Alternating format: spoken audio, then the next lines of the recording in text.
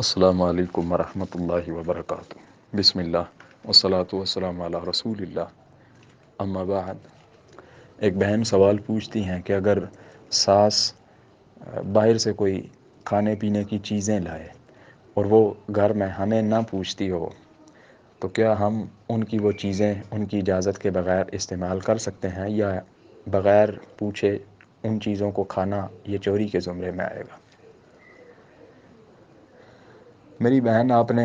سوال میں یہ چیز واضح نہیں کی کہ جو ساس ہیں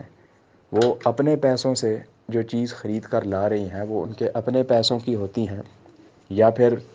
وہ اجتماعی طور پر گھر کے جو اخراجات کے لیے رقم ہوتی ہے اس میں سے صرف وہ اپنی ذاتی چیزیں لاتی ہیں۔ دیکھیں، ویسے ایسے ہونا تو نہیں چاہیے، یہ خلاف مروت بھی ہے، اور اسلام بھی ہمیں یہ نہیں سکھاتا کہ گھر کے اندر کوئی ایک شخص چیز لائے اور وہ اکیلا بیٹھ کر کھائے، بلکہ مل بانٹ کر کھانی چاہیے، چاہے چیز تھوڑی ہے یا زیادہ ہے۔ بہرحال اگر آپ کی ساس عمر رسیدہ ہیں تو پھر بھی حسن ظن رکھنا چاہیے کہ وہ بوڑھی خاتون ہوں گی، شاید اس وجہ سے انہیں اب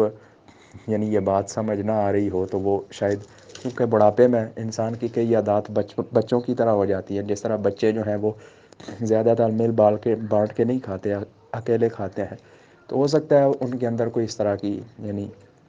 عادت جو ہے وہ موجود ہو۔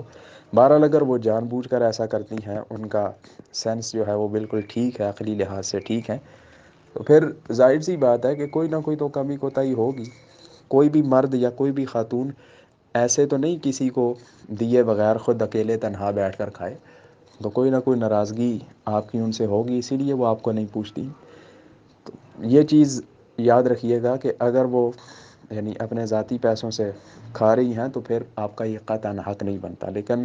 اگر گھر کے مجموعی اخراجات کے لیے وہ رقم ہے، پھر آپ کو وہ بالکل آپ کی ضرورت کے لیے بھی کھانے کو آپ کو نہیں دیتی، تو بجائے اس طرح بغیر پوچھ کر وہ چیز اٹھا کے کھانے کے، بہتر یہ ہے کہ آپ اپنے شوہر سے یہ کہیں کہ